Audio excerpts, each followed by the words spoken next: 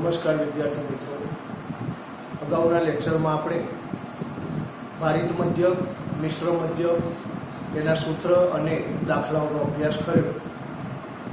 હવે મધ્યકનો જ એક પ્રકાર સાદો મધ્યક આપણે ભણ્યા, ત્યારબાદ મિશ્ર મધ્યક અને ભારિત મધ્યક, ત્યારબાદ હવે ગુણોત્તર મધ્યક એનો અભ્યાસ કરીશું. જ્યારે આપેલ માહિતીના n ધન અવલોકનો એટલે કે ધન અવલોકનોની સંખ્યા n હોય, એનો ગુણાકાર અને એનું nમું મૂળ, એને આપણે ગુણોત્તર મધ્યક તરીકે ઓળખીએ છીએ. તો અહીંયા ખાસ ધ્યાન રાખીશું, જે સંખ્યાઓ અથવા તો અવલોકનોની જે માહિતી આપેલી હોય એ સંખ્યાઓ ધન હોવી જોઈએ. ધન સંખ્યાઓ માટે જ ગુણોત્તર મધ્યક શોધી શકાય છે. ખૂબ જ અતિશય મોટા અથવા ખૂબ જ નાના અથવા તો સંખ્યા વધારે હોય તો ગુણોત્તર મધ્યક શોધી શકાતો નથી. તો ફક્ત ધન કિંમતો માટે જ ગુણોત્તર મધ્યકની ગણતરી શક્ય છે.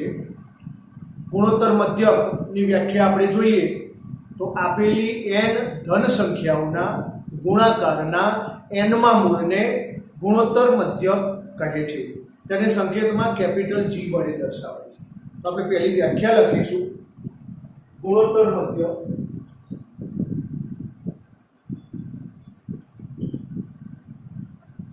વિદ્યાર્થી મિત્રો, અહીંયા જે મધ્યક અથવા તો જે તે આંકડાશાસ્ત્રના માપો આવે ને એના સંકેતો હોય તો એ સંકેતો આપણે ખાસ ધ્યાનમાં રાખવાના, બરોબર છે?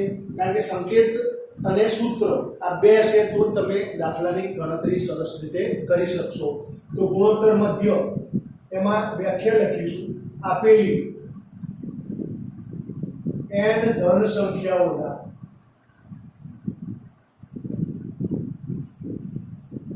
ગુણાકારના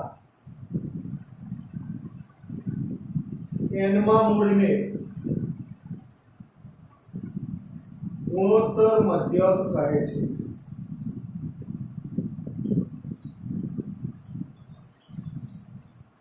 તેને સંકેતમાં કેપિટલ G વડે દર્શાવાય છે.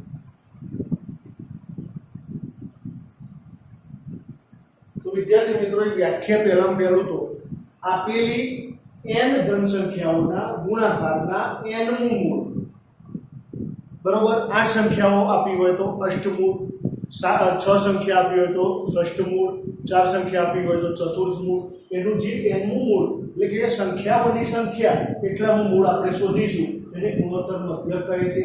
તેને સંકેતમાં G વડે દર્શાવાય છે. તો આનું સૂત્ર G બરાબર, ધારો કે આપેલી n ધન સંખ્યાઓ x1 ગુણ્યા x2 ગુણ્યા x3 ગુણ્યા xn છે. તો એનું nમું મૂળ, તો અહીંયા આપણે આ સૂત્રનો ઉપયોગ કરવાનો છે. તો આપ આપણા ચોપડામાં આ નોંધી અને આ સૂત્ર 10 વખત લખી તૈયાર કરશો. હવે આને આપણે દાખલા જોઈશું. તો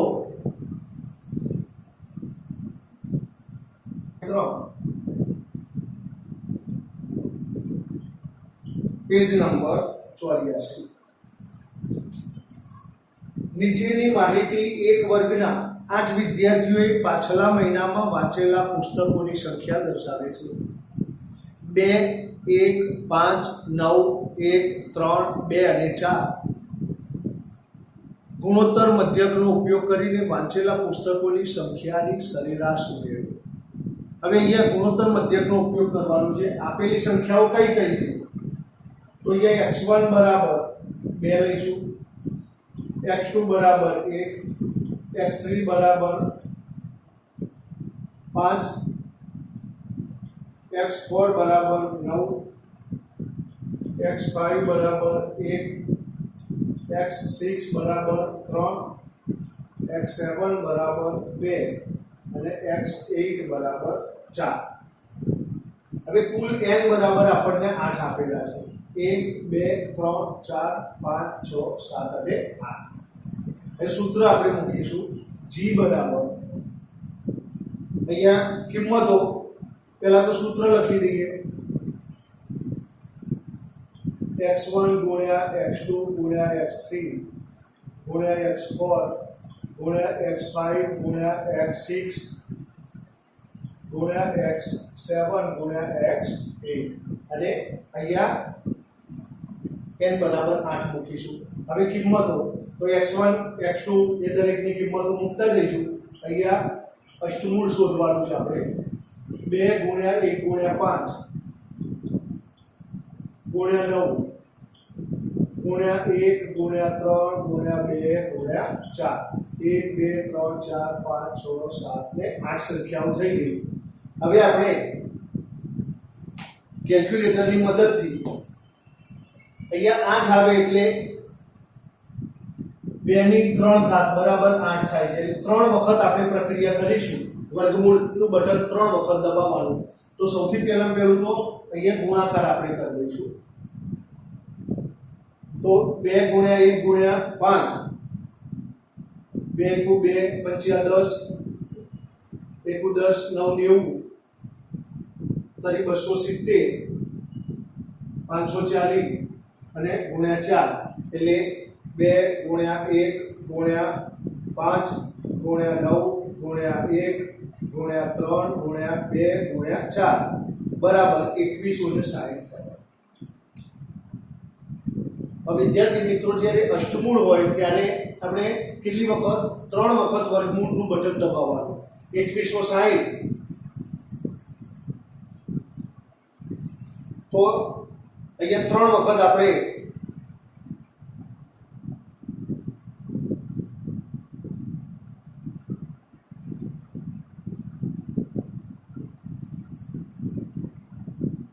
તો વર્ગમૂળમાં 2160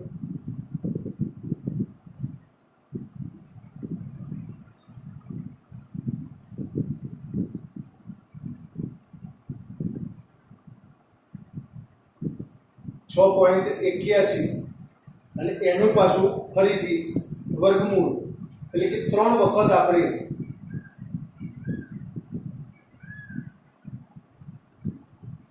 તો અહીંયા 2.61 જવાબ આવશે. તો વિદ્યાર્થી મિત્રો ખાસ ધ્યાન રાખીશું, જો અષ્ટમૂળ હોય તો 3 વખત ગુણાકાર કરી એટલે 2160 3 વખત વર્ગમૂળની નિશાની દબાવશો એટલે આવી જશે. 6 હોય તો 2 વખત, 4 હોય તો 2 વખત. તો આ રીતે આપણે આ કેલ્ક્યુલેટરની મદદથી વર્ગમૂળ મેળવવાનું છે. તો અષ્ટમૂળ તો અહીંયા g બરાબર 2.61 જવાબ થશે. ત્યારબાદ નેક્સ્ટ દાખલો આપણો દાખલા નંબર 2 સ્વાધ્યાય 3.3 નો દાખલા નંબર 2 માં એક મશીનની કિંમતમાં તેના પહેલા 4 વર્ષોમાં અનુક્રમે 10%, 7%, 5% અને 2%ના દરે ઘસારો થાય છે. ઘસારો એટલે કિંમતમાં ઘટાડો. અહીંયા જે ટકા આપ્યા છે એટલે મશીનની કિંમત દાખલા તરીકે 100 રૂપિયા હોય તો 100 માંથી ટકાવારી 10% બાદ કરીશું, 7% બાદ કરીશું, 5% બાદ કરીશું અને 2% બાદ કરીશું.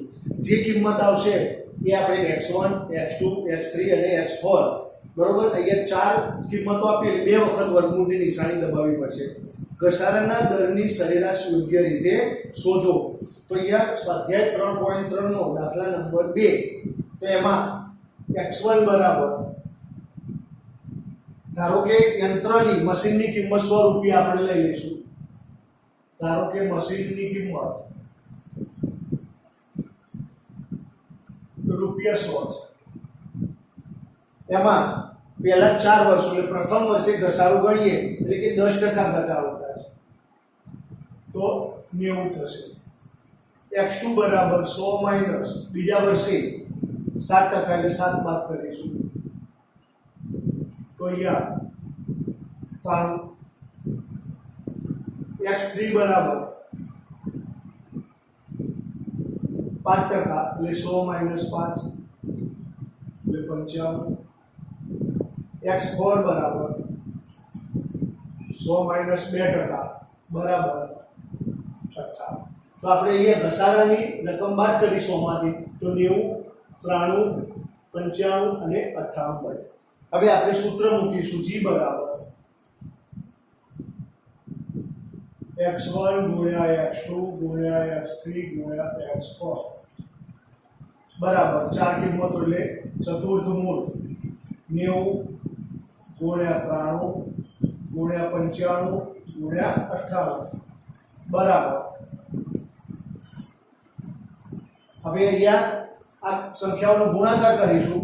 2 વખત વર્ગમૂળની નિશાની દબાવશો એટલે તમારો જવાબ અહીંયા આવી જશે. તો અહીંયા 3 વખત આપણે 3 વખત વર્ગમૂળની નિશાની વાળું બટન દબાવવું. આ ખાસ ધ્યાન રાખીશું. 8 અષ્ટમૂળ હોય ત્યારે અહીંયા 2 વખત વર્ગમૂળની નિશાની વાળું બટન દબાવવું. તો હવે ગુણાકાર કરીશું આપણે. તો પહેલું તો 90 ગુણ્યા 93 ગુણ્યા 95 ગુણ્યા 98 બરાબર 8213.98.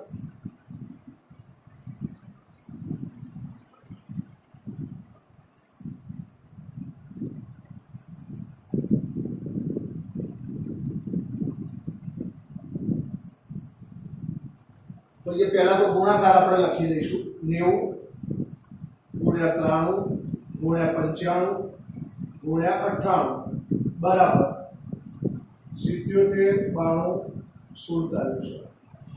હવે આનું આપણે વર્ગમૂળ શોધવાનું છે. તો વર્ગમૂળમાં 77 92 47 00 એનું વર્ગમૂળ થાય 88 27.49. એટલે કે 2 વખત ફરીથી પાછા વર્ગમૂળનું બટન દબાવીશું. 88 27.49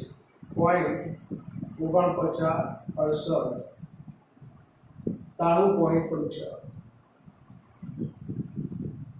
તો વિદ્યાર્થી મિત્રો ચતુર્થ મૂળ હોય એટલે પહેલા તો ગુણાકાર કરી દો અને આ ગુણાકાર વર્ગમૂળમાં 2 વખત બટન દબાવીશું એટલે આપણે જે જવાબ આવે ફરીથી પણ વર્ગમૂળ એટલે તમારે 93.95 જવાબ આવશે. દાખલા નંબર 3 ની ગણતરી કરીશું.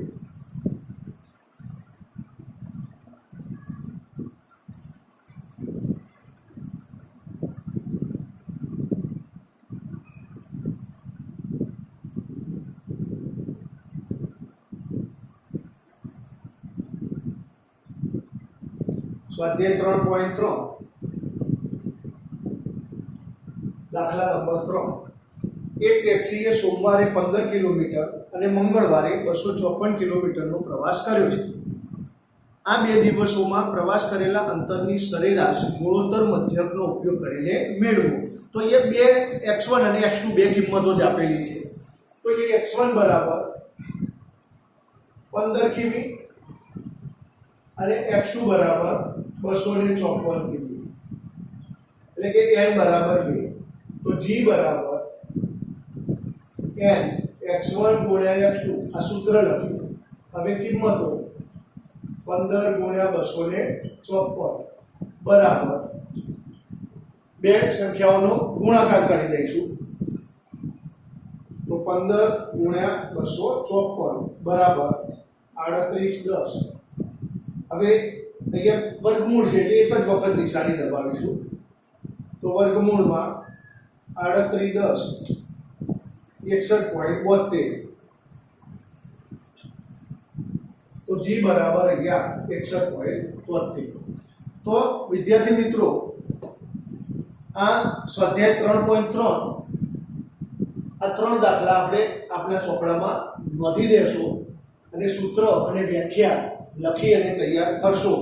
એક્સ્ટ્રા દાખલાની વાત કરીએ તો બીજો એક દાખલો આપણે ગણતરી કરીશું. એક વિસ્તારની વસ્તીમાં 4 વર્ષોમાં અનુક્રમે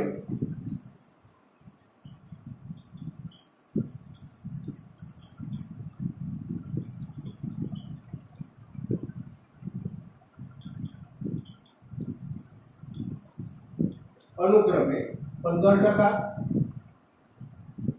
18%, 13% અને 20% વધારો થયો છે.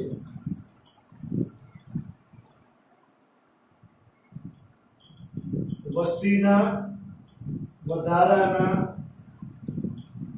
દરની સરેરાશ શોધો. જ્યારે આવી રીતની રકમ હોય અહીંયા વધારો થયો છે, જ્યારે ટકા આપ્યો એટલે આપણે ધારો કે વસ્તી વધારો 100 આપણે ધારી લઈશું, એમાં 100 + 15, 100 + 18, 100 + 13 અને 100 + 20 જેવી રીતે અહીંયા ઘસારો માઇનસ કર્યો હતો.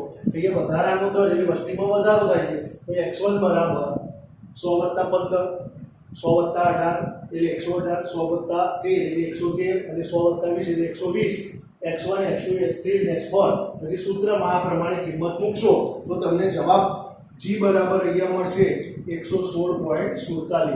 તો આ દાખલો આ રીતે ગણતરી કરશો. ધારો કે વિસ્તારની વસ્તી 100 ધારવાની, બરોબર, 100 હતી, એમાં 15% વધારો એટલે x1 બરાબર 100 + 15, x2 બરાબર 100 + 18, x3 બરાબર 100 + 13 અને x4 બરાબર 100 + 20 એટલે 120. અને ત્યારબાદ સૂત્ર મૂકવાનું, આ પ્રમાણે ગણતરી કરીશું, બરોબર. તો એનો જવાબ તમારે 116. અહીંયા બે વખત આપણે વર્ગમૂળની નિશાની ગુણાકાર કર્યા બાદ બે વખત વર્ગમૂળનું બટન દબાવશો એટલે તમારો જવાબ આવશે. નેક્સ્ટ દાખલો આપણે લખીશું.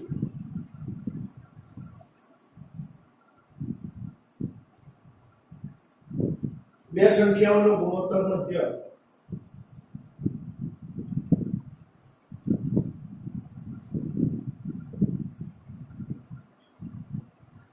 બે છે. જો એક સંખ્યા બીજી સંખ્યાની 4 ગણી હોય તો તે સંખ્યાઓ શોધો. તે સંખ્યાઓ શોધો. હવે ધારો કે અહીંયા બે સંખ્યાઓનો ગુણોત્તર મધ્ય એટલે g બરાબર આપ્યા છે. એક સંખ્યા બીજી સંખ્યાની 4 ગણી છે એટલે કે બે સંખ્યાઓ શોધવાની છે, કોઈ સંખ્યા આપેલી નથી. ધારો કે એક સંખ્યા a છે, એ ધારીશું. બીજી સંખ્યા એક સંખ્યા બીજી સંખ્યાની 4 ગણી છે એટલે ધારો કે નાની સંખ્યા અહીંયા આપણે એ લીધી તો બીજી સંખ્યાની 4 ગણી છે, તો બીજી સંખ્યા x2 બરાબર અહીંયા x1 બરાબર a લઈશું તો x2 બરાબર 4a થાય એટલે મોટી સંખ્યા. હવે ગુણોત્તર મધ્યકનું સૂત્ર લખીશું x1 * x2. g બરાબર આપણને 2 આપેલા છે, 2 a * 4a, બરોબર. હવે અહીંયા વર્ગમૂળની નિશાની છે તો સામે અહીંયા વર્ગમૂળની નિશાની દૂર કરીએ એટલે 2 નો અહીંયા વર્ગ થઈ જશે. 4 a * a એટલે એનો વર્ગ, 4 બરાબર 4 એનો વર્ગ, 4 ભાગ્યા 4 થઈ જશે, એનો વર્ગ બરાબર 1 એટલે a બરાબર 1 જ થાય. હવે બીજી સંખ્યા એટલે કે નાની સંખ્યા એ થઈ ગઈ, બરોબર. હવે માટે x1 બરાબર a બરાબર 1. હવે x2 બરાબર 4a, a બરાબર એક કિંમત મૂકીશું 4 * 1 બરાબર 4, તો x2 બરાબર 4 અને x1 બરાબર.